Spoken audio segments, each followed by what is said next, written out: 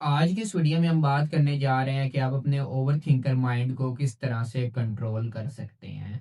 अगर आप over thinking करते हैं तो ये आपकी लाइफ को बहुत ज़्यादा डिस्टर्ब कर सकता है, आपको मेंटली बहुत ज़्यादा डिस्टर्ब कर सकता है और इन फ्यूचर आपको एंजाइटी जैसे मसले भी हो सकते हैं। सो आज मैं आपको कुछ ऐसी टेक्निक्स बताऊंगा जिन पर अमल करके आप अपनी ओवर थिंकिंग से निजात हासिल कर सकते हैं। लेकिन इससे पहले मैं वीडियो स्टार्ट करूं, make sure to subscribe this channel ताकि आप तक इसी तरह के वीडियोस, साइकोलॉजी से रिलेटेड वीडियोस आप तक पहुंचती रहें। सबसे पहले जो टेक्निक है वो है 5 सेकंड रूल। ठीक है। जब आपके माइंड में कोई चीज चल रही हो, आपके माइंड में कोई ओवर थिंकिंग चल रही हो, तो आप 1 2 3 4 5 ये काउंटिंग आप करना स्टार्ट कर दें अपने माइंड में। ठीक है। इससे क्या होगा, जो आप थिंकिंग कर रहे हैं, ओवर थिंकिंग कर रहे हैं, उससे आपका माइंड डाइवर्ट हो जाएगा।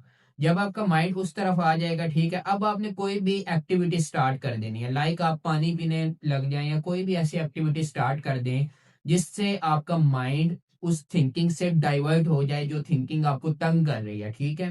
पहली टेक्निक ये है कि 1 2 3 4 5 तक काउंटिंग करें और कोई भी एक्टिविटी आप स्टार्ट करें। ठीक है।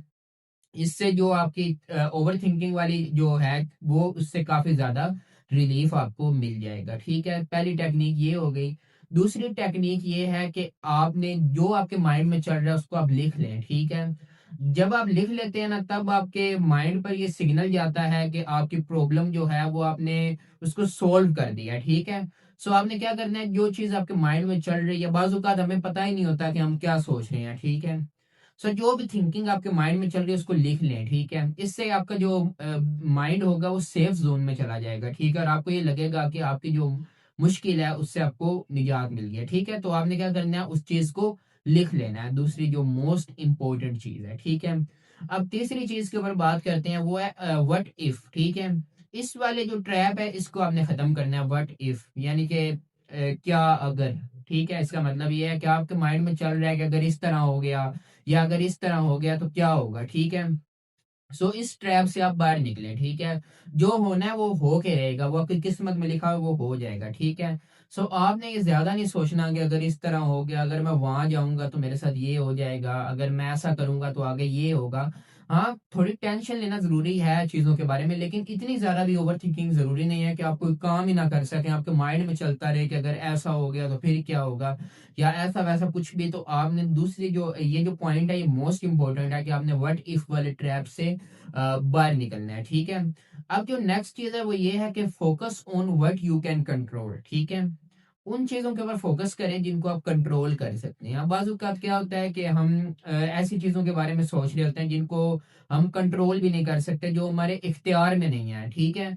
आपने क्या करना है कि उन चीजों के बारे में सोचना है जो आप कर सकते हैं, जो आपके इख्तियार में है। लाइक आप किसी इंसान को मजबूर नहीं कर सकते कि वो आपसे प्यार करे। ठीक है। लेकिन आप खुद से कर सकते हैं। ठीक है। इस तरह ये चीजें हैं कि आपने वो चीजें इख्तियार करनी है जिनके ऊपर आप का यानी कि इख्तियार हो। ठीक है।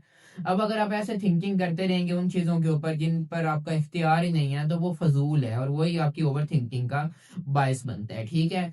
अब मैं आपको एक एडिशनल चीज बताऊंगा, क्योंकि ओवर थिंकर्स होते हैं उनके अंदर स्लीप डिसऑर्डर का बहुत ज्यादा मसला चल रहा होता है। तो आज मैं आपको उसके साथ एक एडिशनल टेक्निक बताऊंगा जिस पर अमल करके आप नींद के मसले से भी निजात हासिल कर सकते हैं। ठीक है। आपने करना क्या है कि जब आप सोने लगे तो उससे आपने तकरीबन 1 घंटा पहले अपना फोन और हर चीज ऑफ कर देनी है जो आपकी नींद को डाइवर्ट कर रही है किसी भी डायरेक्शन में। ठीक है। सबसे पहले तो आपने अपना मोबाइल फोन 1 घंटा पहले रख देना है। ठीक है। अब आपने जितनी भी थिंकिंग करनी है ना वो बैठे बैठे कर लें। ठीक है। सोच लें जो कुछ आपके माइंड में आ रहा है उसको लिखें, सोचें, जो मर्जी करें। ठीक है। लेकिन जब आपने बिस्तर पर जाना है, आपने ये सोच के बिस्तर पर जाना है, चाहे आप 1 बजे सोते हैं, 2 बजे सोते हैं या आप 12 बजे सोते हैं, आपका बिस्तर सिर्फ सोने के लिए है, ना मोबाइल यूज करने के लिए, ना ओवर थिंकिंग करने के लिए। जितना कुछ करना है पहले कर लें और बिस्तर पर जाकर आप लेट जाएं। ठीक है।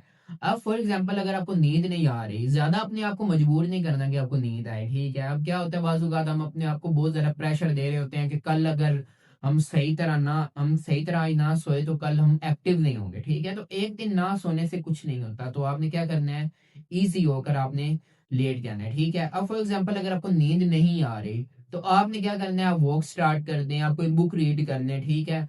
और फिर सोने लेट जाएं। ठीक है। रिलैक्स हो जाएं। ठीक है। अब देखें आपके जो इख्तियार में चीज़ है वो ये है कि आप रेस्ट मोड में जा सकते हैं, लेकिन जो नींद आएगी वो खुद ही आएगी, ठीक है। और वो अगर आ जाती है ठीक है, नहीं आती तो 2-3 दिन भी अगर आप नहीं सोते तो इससे कोई बड़ा इफेक्ट आप पर नहीं आएगा। सो उम्मीद है वीडियो आपको पसंद आई होगी। अगर आपको वीडियो अच्छी लगी वीडियो को लाइक करें, चैनल को सब्सक्राइब करें।